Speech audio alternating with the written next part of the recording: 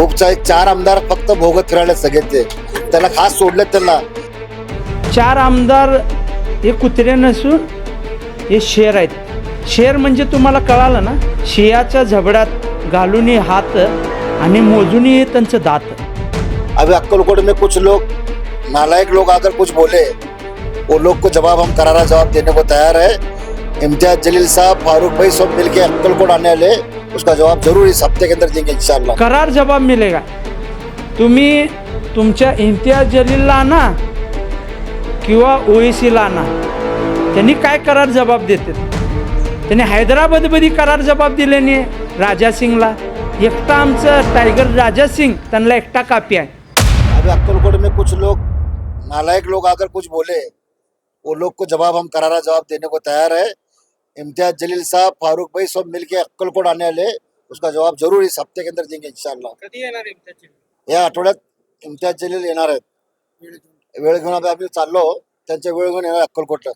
अक्कलकोट को जवाब इस तरह से दिया जाएगा जिस तरह से उन्होंने दिया है. अभी हमारा करारा जवाब देखा नहीं उसने. हम कोई डरने वाली कौम नहीं है और डरने वाले लोग नहीं हम. इसका जवाब सवाल लेकर जवाब देंगे उसको. इनकी संस्कृति नहीं है ये जो बात करने का तरीका जो है, ये हम क्या है उनको आने के बाद दिखे. हम यहाँ बोलने से कोई मकसद. खूपचा एक 4 आमदार फक्त भोगत फिरायला सगळेचे त्याला खास सोडले त्यांना. ऐसी बात जो गृह मंत्री को मालूम नहीं पड़ती क्या? उनके सदस्य क्या भी बोलते घूम रहे कि देश, इस राज्य के गृह मंत्री जो है ना, हर चीज की बाल पड़ा है. सोलापुर में तो मालूम पड़ता है, एक काड़ी पड़ी तो बातचीत मालूम पड़ती है. उनके आमदार आकर गलत गलत बात कर रहे हैं. वो आमदार का नाम लेना भी अल्लाह ताला को नाम बोला है. ऐसे लोग का नाम लेकर हमारा मुंह क्यों खराब करे? हाँ, जबान गंदी हो जाएंगे ऐसे लोग का नाम लेकर. आने वाले दिलों के अंदर जवाब भी देंगे. और ये पाप कर रहे पाप है लोग, ये सारी इंसानियत का मालिक अल्लाह ताला है. अल्लाह ताला बार बार कुरान में बताया है कि तुम जमीन वाले पर रहम करो, मैं तुम पे रहम करूंगा.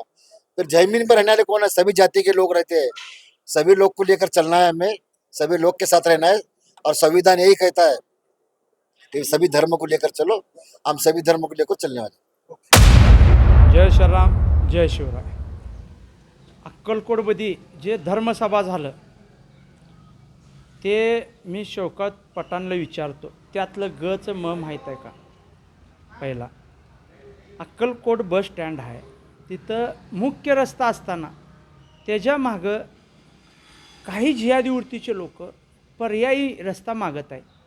पर्यायी रस्ता मागून पुण्यात जसं स्वारगेटमध्ये जसं घटना झालं, जे महिला आपल्या बहिणीवर जसं घटना घडलं, तसं घटना आपले भक्त, स्वामी भक्त तिथे येतात किंवा मागचं बाजू अंधार असतं आहे आणि मुख्य रस्ता असताना मी प्रश्न विचारतो, पर्याय रस्ता कशाला?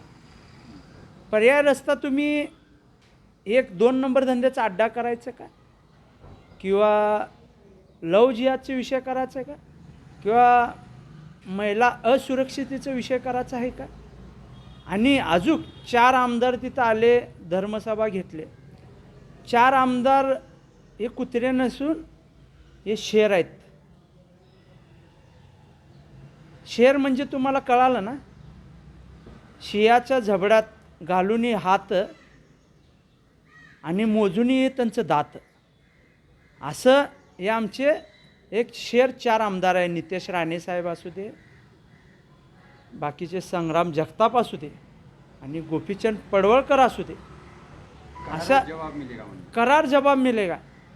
तुम्ही तुमच्या इम्तियाज जलीलला आणा किंवा ओएसीला आणा, त्यांनी काय करार जबाब देतात. त्यांनी हैदराबादमध्ये करार जबाब दिले नाही. राजा सिंगला एकटा आमचं टायगर राजा सिंग, त्यांना एकटा कापी आहे. ओएसीला त्या व्यक्तीला काय आणतो? त्या व्यक्तीचं इथं काय चालणार नाही. ते व्यक्ती MIM पक्ष जातीवादी पक्ष आहे. 2 जातीमध्ये भांडणं लावून तेढ निर्माण करण्याचं काम करते. त्यांनी मुस्लिमला वोटर म्हणून त्यांचा वापर करत आहे आणि मुस्लिम समाजाचा, युवकांचा तो दिशाभूल करत आहे. कधी त्या MIM पक्षाला मी विचारतो, कधी त्यांनी विकास काम केलेत का? दाखवा, कुठे विकास काम केलेत? त्यांनी विकास काम केले नसून जातीवादक दंगल घडवण्याचं काम त्यांनी केलं आहे. मी हे सांगू इच्छितो, भारतीय जनता पार्टी हे शिस्तबद्ध पक्ष आहे. त्यांनी सतत देव, देश, धर्म या विषयावर आणि विकास कामावर त्यांनी लक्ष केंद्रित करतात. आता लाडकी बहीण योजना जात बघून कधीच दिली नाही. सरसकट सर्व जाती धर्माच्या लोकांना लाडकी बहीण योजना दिली. लाडकी बहीण योजनामध्ये सगळ्यात फायदा मुस्लिम समाजच्या महिलांना झाला. तिथं काय भारतीय जनता पार्टीचे विकास काम म्हणता येत नाही का? तुम्ही दाखवा MIMचं काय विकास काम केलं आहे. मी सांगू इच्छितो, हम किसी को छेड़ेंगे नहीं, छेड़े तो हम किसी को छोड़ेंगे नहीं.